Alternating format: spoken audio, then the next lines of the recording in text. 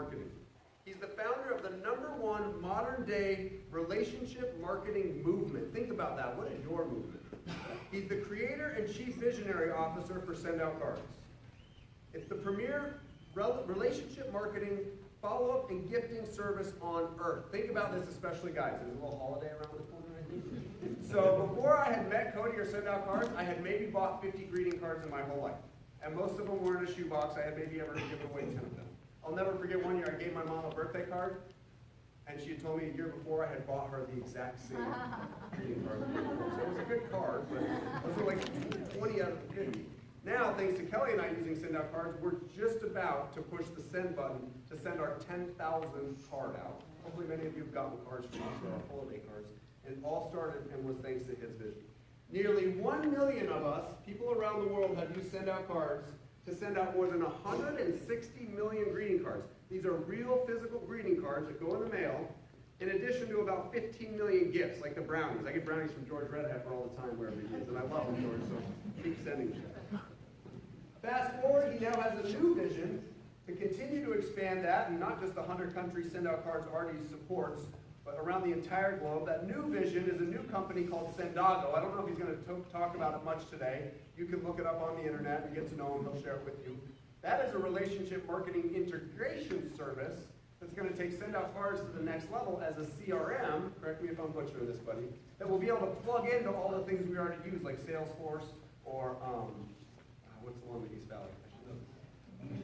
Infusionsoft, or who knows, maybe one day even BNI Connect, which would sure be pretty awesome, in my opinion, if we could log a visitor into BNI Connect and automatically plug into Sendago and then get a greeting card thank you afterwards, or even an invitation to go with. He's a great friend of mine. Kelly and I had a chance to really get to know him personally when we happened to be on our honeymoon in Hawaii, and Send Out Cards had a convention going on there. We tagged along with that for a day and thought we were going to go on our own way. Well, at the event, he found out it was our honeymoon. That day, he had chartered a sailboat, like a 50-foot sailboat, to go out and see the sunset off of Honolulu. He had heard that it was our honeymoon, 2 young 20-somethings, and we were ready to go off on a Jeep tour and do our own thing, and he and his wife, Jody, insisted that we go with them. It's a day that I will never forget. There were dolphins literally chasing our boat as we're watching the sunset. Jordan was there playing the guitar. It was a ton of fun. So I am so grateful to introduce him. It's my honor and privilege to introduce you all to one of my good friends. Please help me give him a big International Networking Week welcome for Kody.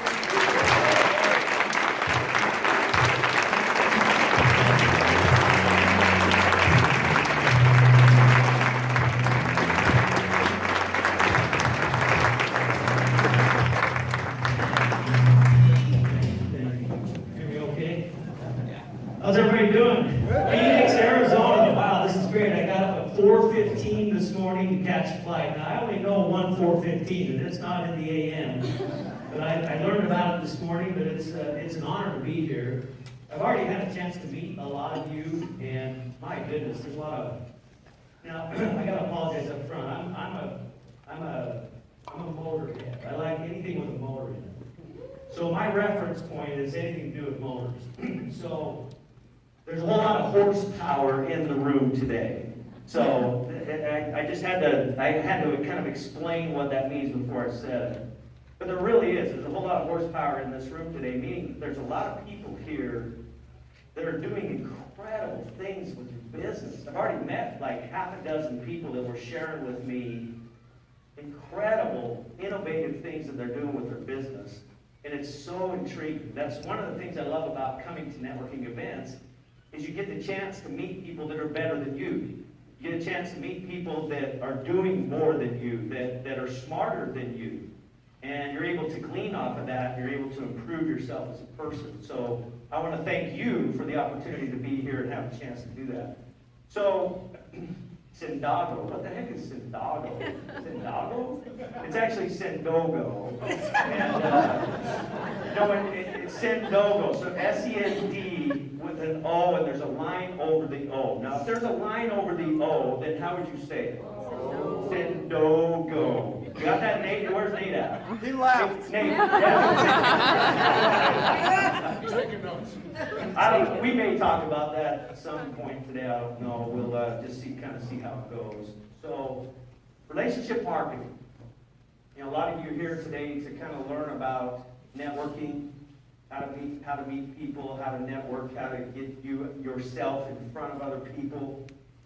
So when you hear the term relationship marketing, it's a very interesting term because it helps you to realize that, hey, this is something that I can learn about, relationship marketing, and perhaps have a new arsenal in my belt, if you will, a new tool in my belt to go out and generate business.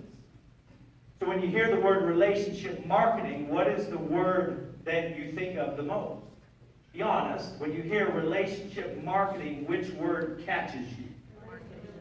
Now, some of you are saying relationships because you've been around us for a while. A lot of people are saying the word marketing. Think about it. When you say relationship marketing, you're here. Look, let's face it, you are here because you're in business. Is that right? Every one of you have your own business that you're in. You're here to meet people, and you're here to increase or build your network of people that you may potentially do business with. Is that correct? Yes. So when I say the word relationship marketing, does the word marketing really help, or does that really draw you in? Relationship marketing. Oh, well, relationship marketing may have something to do with me being able to market my product or service. Most of the world, what they do and there's been a bunch of studies done on this, smart people have done studies, that when you say the word relationship marketing, most people focus on the second word, not the first. Like the whole thing to them is about marketing. I have this little book that's out here, Power of Human Connection, how relationship marketing has transformed the way people succeed. The first thing I talk about in the book is that relationship marketing is about the first word, not the second. And our job is to teach the whole world that relationship marketing is about the first word, not the second. There's a principle that we have in there that relationship marketing is about focusing on relationship 80% of the time and on marketing 20% of the time. And we do a whole big thing on what that means and how it works. But that's the key, is that you focus on relationship the majority of the time and then sprinkle in some marketing some of the time. And we live in a day and age today where that principle is more important than ever before. Why do you think that is? Why is it more important today to create relationship with people you do business with than ever before? Any ideas? Technology. Technology brings the world together. We live in a Google world. People Google about your business before they meet with you. They know about you, your competitors. They know comments made from your customers and everything else before they ever meet with you. So they've got all the information. The day of the hard-nosed sales pitch is kind of over, isn't it? Now, don't get me wrong. I love good sales pitches. I love good traditional marketing. I love going through the whole process of meeting people and networking and doing all this stuff to promote somebody through your process to turn them into a customer. You know, if we didn't learn that and didn't know that, we wouldn't have a business, right? It's called traditional marketing. But the challenge today is that traditional marketing is still important, but the relationship is far more important because they already know about your product and service. So today, people do business with those they know, like, and trust. So today, more than ever before, you have to get people to know, like, and trust you. So the whole sales process is now different.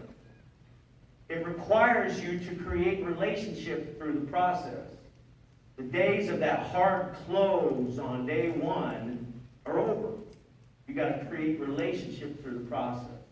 So the book talks about that. We may talk a little bit about that. But so we've been doing this for a long time. We've been all over the world. We've had a chance to teach these principles all over the place. Like Nate said, 170 million greeting cards now, 14 to 15 million gifts sent to over 100 countries around the world.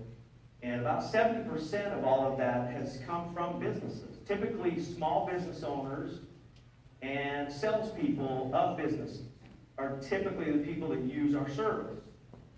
But I got to tell you, I didn't send out cards for that. I'd like to be able to say to you that I was some relationship marketing genius in the beginning, and I had this grand plan to become a relationship marketing company. That was not my plan at all. Not at all. When I started sending out cards, it was for a whole different reason. Had nothing to do with marketing. See, and I want to go back to the very beginning and share with you why I started sending out cards in the first place. Now, this is a very personal, a very heartfelt story about something that happened to me and my family. So when I tell the story, you're going to be thinking to yourself, well, I thought we were learning about marketing today.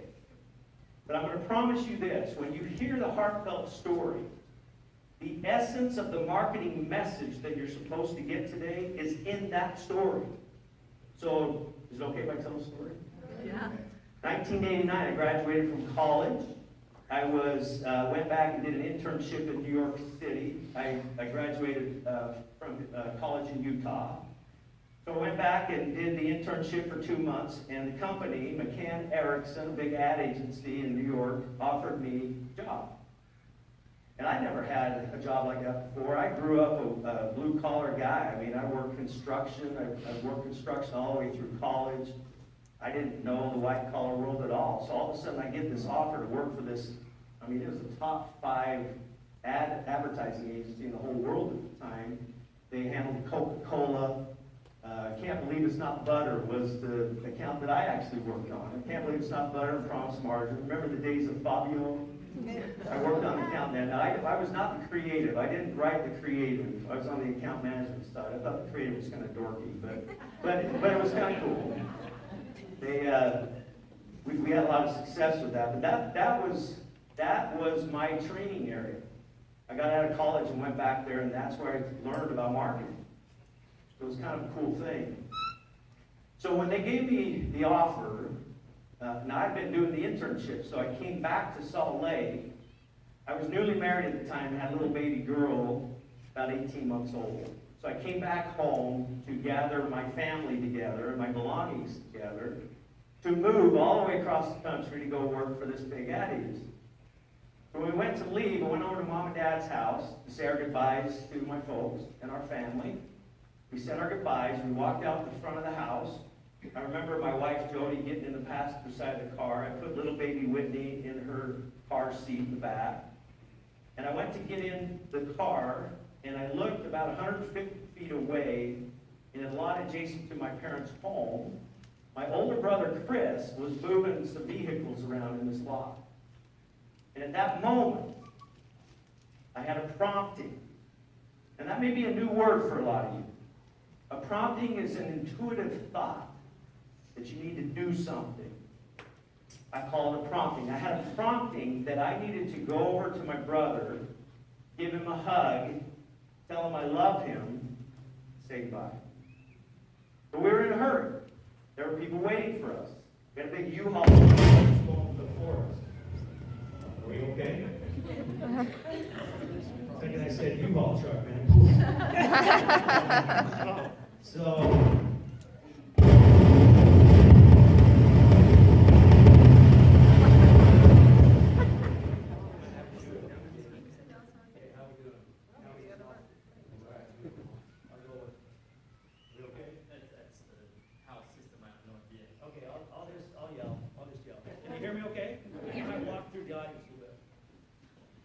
So, I get this prompt to say bye to my brother Chris, and we're in a hurry. U-Haul truck was there. I jumped in the car and I ignored the prompt. I remember driving away. I remember honking the horn and waving at my brother Chris. He waved back at me. Never forget the look on his face. And we drove up. And we drove all the way across the country. We ended up in New Jersey, right across from the Hudson Bay, and moved into this little apartment and started our new life together. And things were going well. 3 months went by, the job's going good, we met a lot of people in our neighborhood, things were going well. 3 months, all of a sudden one night, 3 o'clock in the morning, phone rings. Now what happens when your phone rings at 3 o'clock in the morning? And I wonder what's up. So sure enough, I answered the phone, and my mother was on the other end of the line, tearfully letting me know that my brother Chris had just been killed in an accident. He was 29 years old when he passed. He had 3 children, ages 7, 4, and 2. So I get this news. I'm sitting in this little apartment in New Jersey, and I get this news that my brother had just been killed. What do you think I thought of? I instantly went back to that moment that I ignored a prompting to say bye to my brother Chris. See, now I understood what prompting was. At the time, I didn't get it. It's like, at that time in my life, our family, we weren't huggy kind of people. We didn't hug each other. So to get a prompting that literally said, Kody, you need to go over, give your brother a hug, tell him you love him, and say goodbye, I didn't get it. It's like, well, that's a weird thought. So I analyzed the thought, life got in the way, jumped in the car, and we drove off. Now I'm getting this news on the phone. Now I get the prompting. See what I'm saying? Now I get it. Totally get it. Now here's the question. So if I would have known that Chris was going to die in a couple of months, do you think I would have acted on the prompting? 100%. So I want you to think about this in your own mind.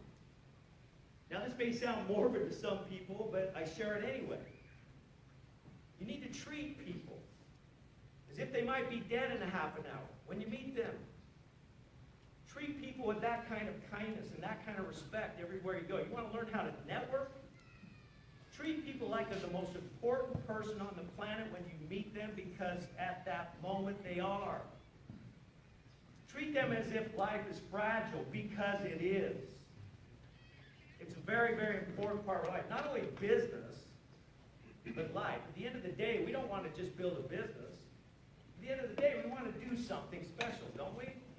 Doesn't everybody in this room want to make a difference?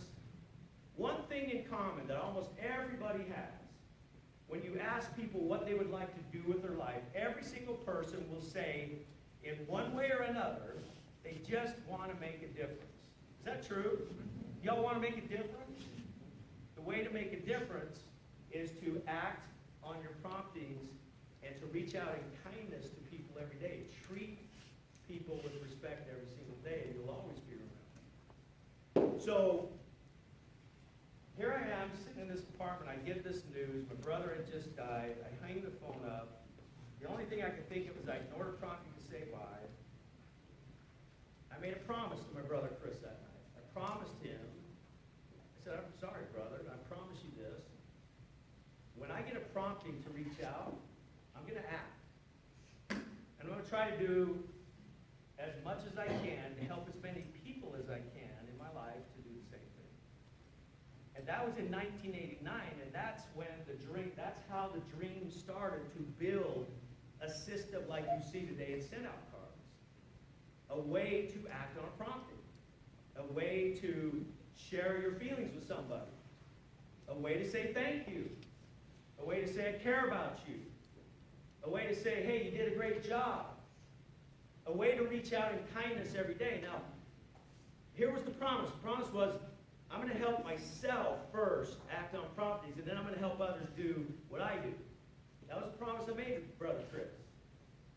I knew early on that I could express myself better in written format than I could voicing. And I felt like people that receive something that they can read and cherish and keep has a little bit more meaning. At least it did to me. So whenever I received like a handwritten note from somebody or a card from somebody, it had more meaning than when somebody actually just said something. Does that make sense? And it was easier for me at the time to express myself in writing than it was verbally. So I knew it was going to have something to do with greeting cards. And long story short, over a long process of time, we created this concept called send-out cards that we have today. It's a way to reach out and follow up with people. Okay, so that's the reason. I didn't know how I was going to monetize it. I just wanted a system that would help people. I figured people would buy it.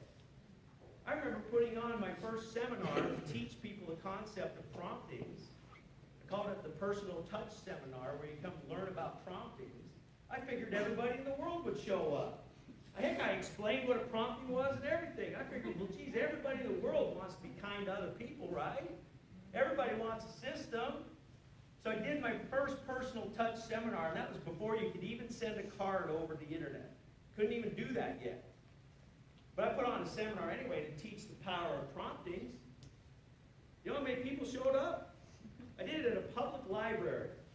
I put together brochures and went to the high school and put it on all the cars at the high school parking lot. I ran a little ad in the local newspaper. I did all kinds of stuff, figuring everyone would show up. So I ordered the biggest library room there was. It held 75 people. You know how many people showed up?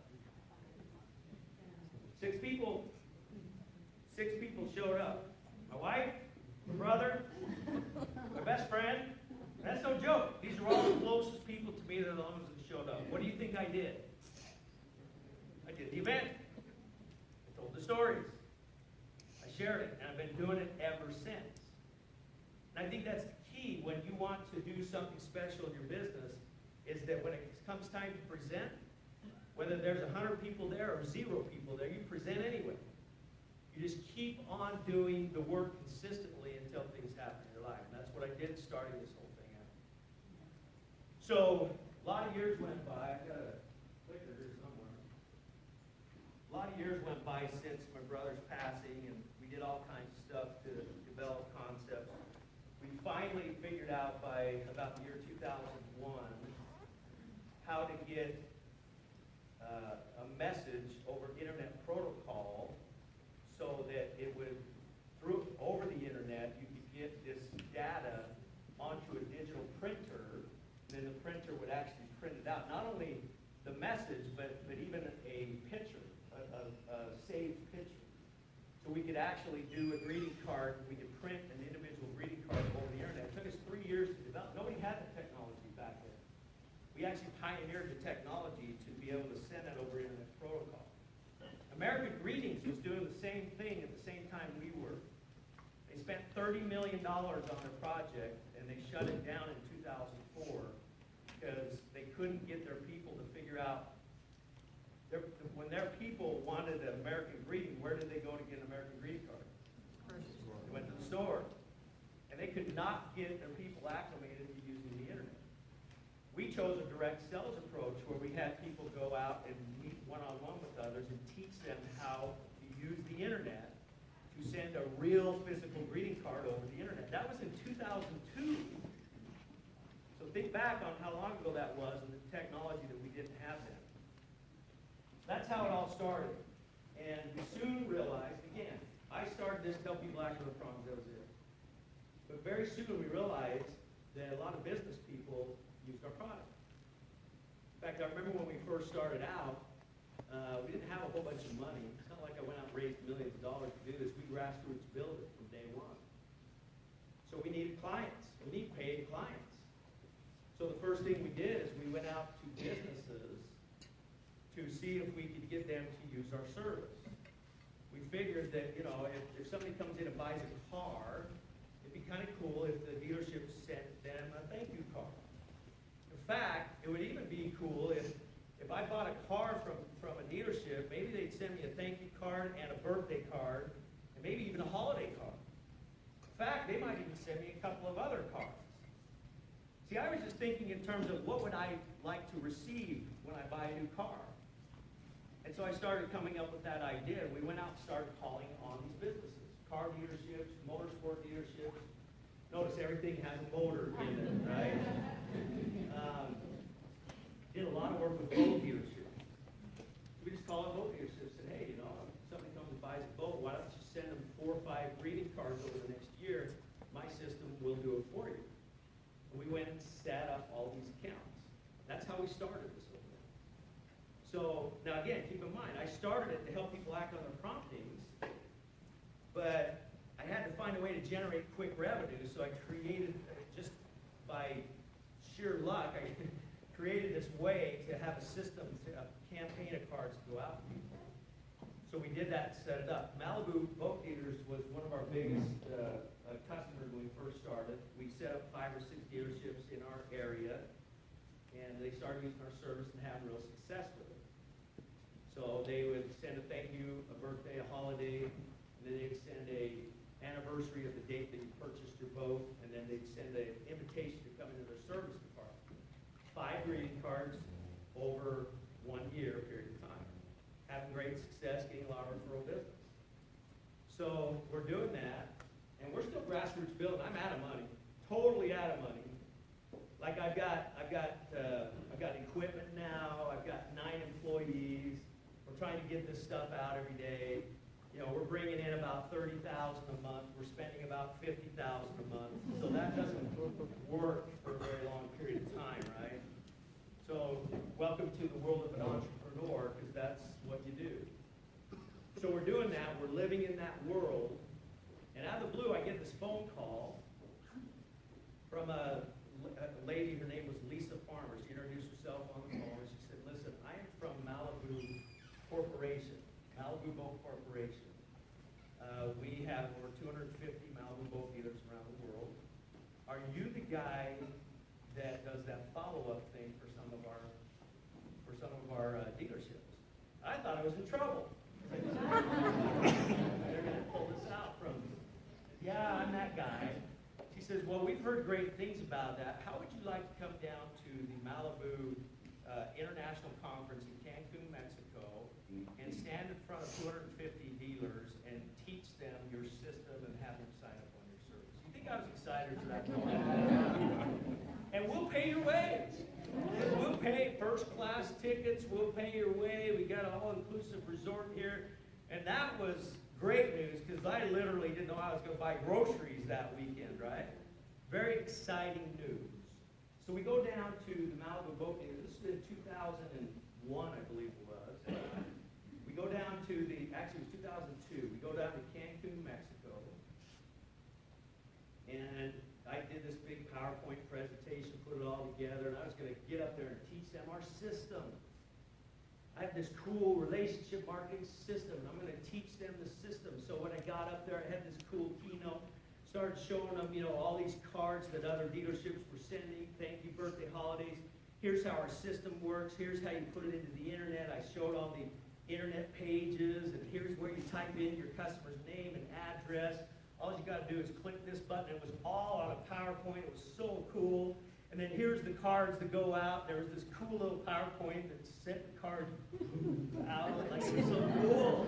I was so proud of the presentation, teaching the system of send-out cards to Malibu boat dealers.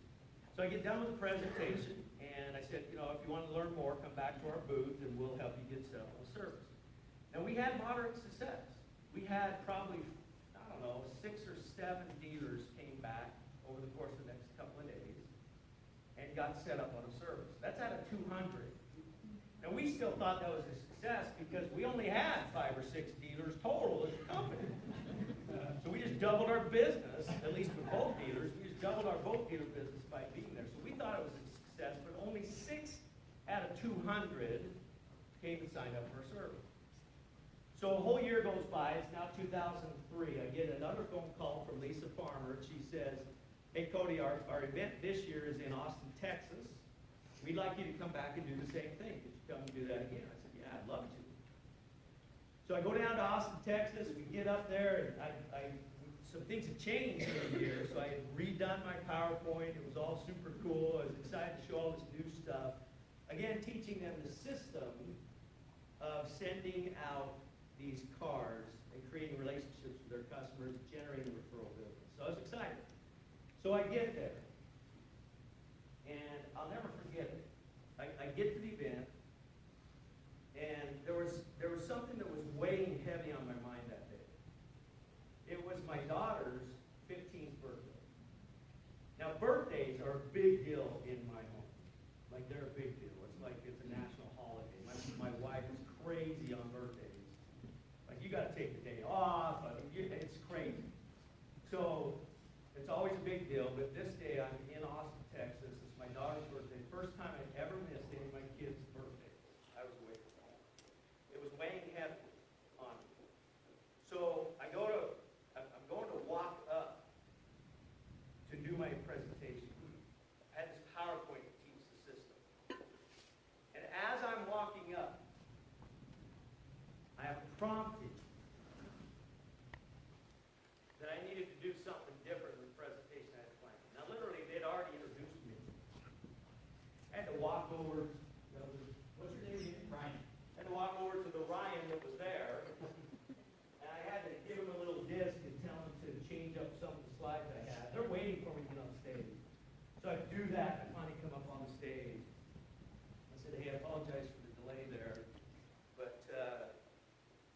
came here prepared to teach you a system, a relationship marketing system called send-out cards. Many of you were here last year when we were in Cancun, and you remember me giving that presentation. Some of them raised their hands. I said, well, I'm here prepared to give you that today, but as I was walking up here, I had a thought that I needed to do something different. Then I explained to that audience. Now, by the way, this was not strategic. It was not planned. It had nothing to do with me being smart at all. Not at all. So I want to preface it with that. It was just a prompt. That's all it was. So I'm walking up there and I said, look, I need to explain to all you Malibu boat dealers that it's my daughter's birthday and I'm away from home. It's the first time I've been away from home on my daughter's birthday. So I'm here to teach you about a system today. But I'm going to do something different. I hope you guys will help me out with it. Rather than give you that presentation, I just want to send my daughter a card. Would you, Malibu boat dealers, help me send a birthday card to my daughter right now? What do you think they did? Yeah, they were excited. They were way more excited than last year when I had the PowerPoint thing. I said, well, I have to have a picture of my daughter. So that was Whitney when she was 15 years old. She's on our high school drill team. So there, I put that picture up. I said, here she is. And I want to send a message to her. I made the mistake of saying, would you all help me come up with what to say? So the audience starts belting out all this stuff. And, oh, you should say this. It was typically the ladies in the house. They were letting me know what I had to say to my daughter. And I finally said, okay, stop. Had to call everything back to order again. I learned that day that you don't send a heartfelt message by committee. You don't send it. You have to write it yourself. You have to come from your own heart. I said, all right, thank you for your help, but I think I got this. So this is what I literally went to my computer and I typed this message. Dear Whitney, I'm sending you this card from Austin, Texas in front of 200 Malibu boat dealers. I'm feeling bad that I am not home for your birthday. So for me and all these dealers, we wish you a happy birthday. Love you, sweetheart. Your dad. Now you feel that? Well, they felt that. And I knew they felt that. Because I heard them go, oh. Right? And I heard it. And I learned something about public speaking a long time ago. That when an audience goes, or you know that you've got them by the heartstrings,